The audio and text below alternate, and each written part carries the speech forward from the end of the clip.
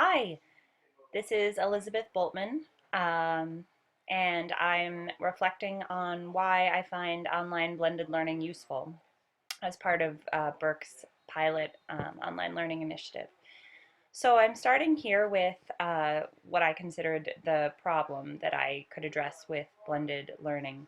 Homework, particularly in English classes, can be wasted time.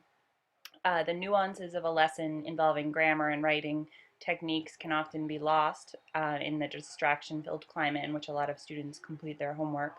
And the result can be shoddy homework, shoddy writing of less quality than what students can produce in class when I'm there to keep them on task and I'm circulating and so on. So the fix the hypothetical fix was to create videos on regularly called upon techniques and skills that refresh and review the content that I want students to have very front in their minds and therefore assist and improve the way they complete their homework. Um, from the one video I used already this year, the feedback I got from students, two of the praiseworthy pieces of feedback were, it's like having you coach us through our homework. I watched it twice, and other sort of like finding it amusing and helpful kind of responses. My long-term hopes as I initiate it more fully next year, as I spend the summer creating more and more videos, is that it will give struggling students a ready-made place to go to review before a quiz or for a homework assignment. Students that really need reinforcement of what we've talked about in class can use the videos.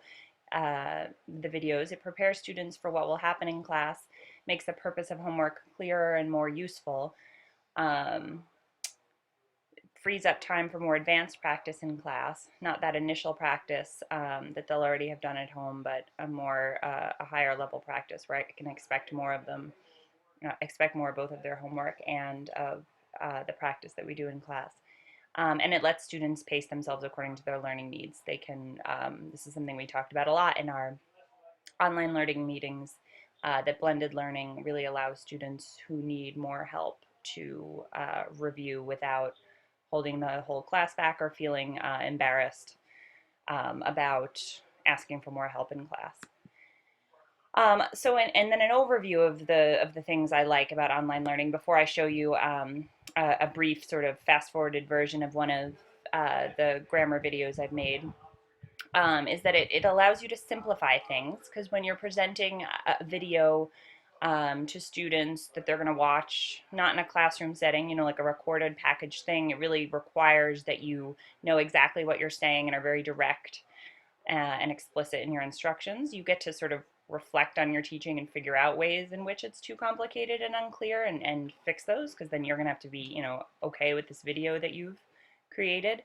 It allows you to track and preserve lessons in a way that's better than just a Word document that had your lesson plan on it, because it actually is a lesson in itself. It's not, it has more life to it if you have students watch the video than just handing them a piece of paper that has notes on it.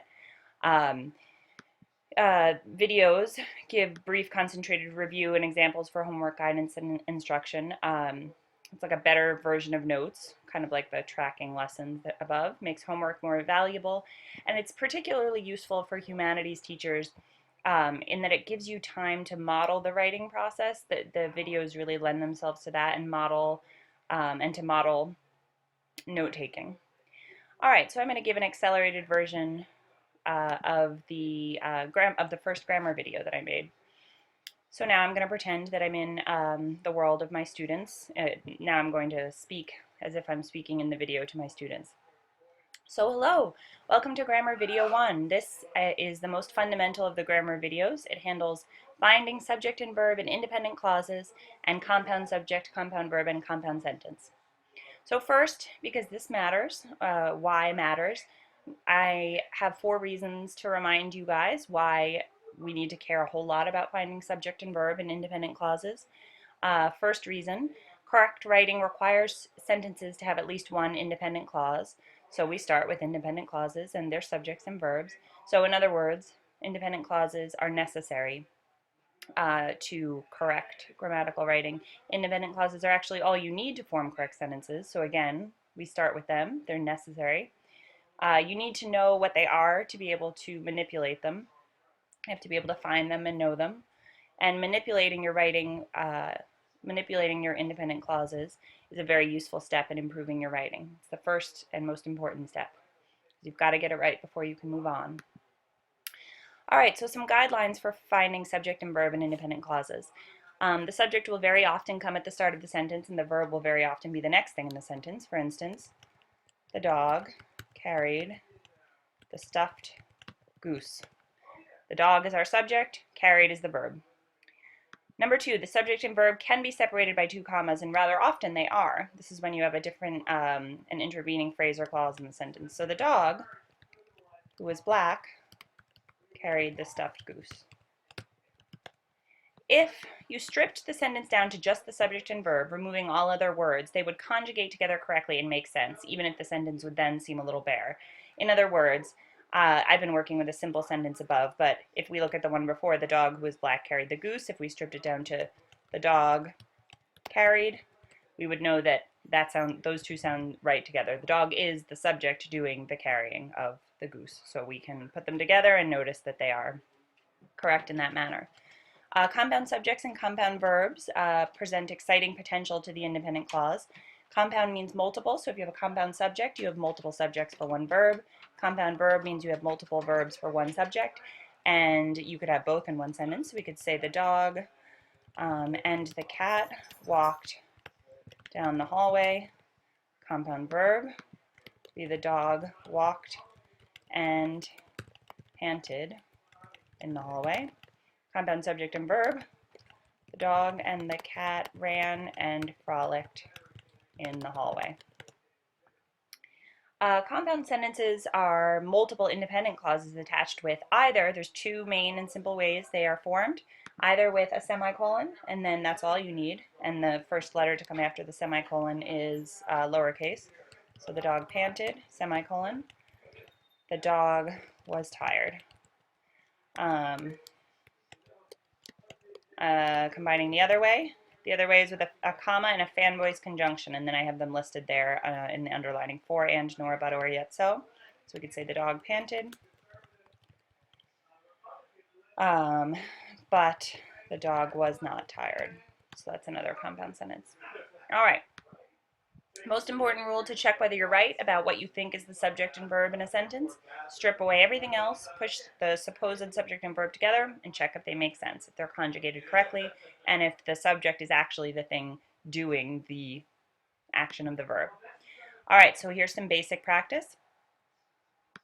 So at this point in the video, I would slowly go through and let the students, and pause after each one, and let the students check whether they can get them right. And then the next part of the video, then we'd work with some real literature practice, which I've grouped into easier sentences and harder sentences. Some of them are really pretty challenging, especially this one. And upon my word, I do not think Mr. Knightley would be much disturbed by Mrs. Bates.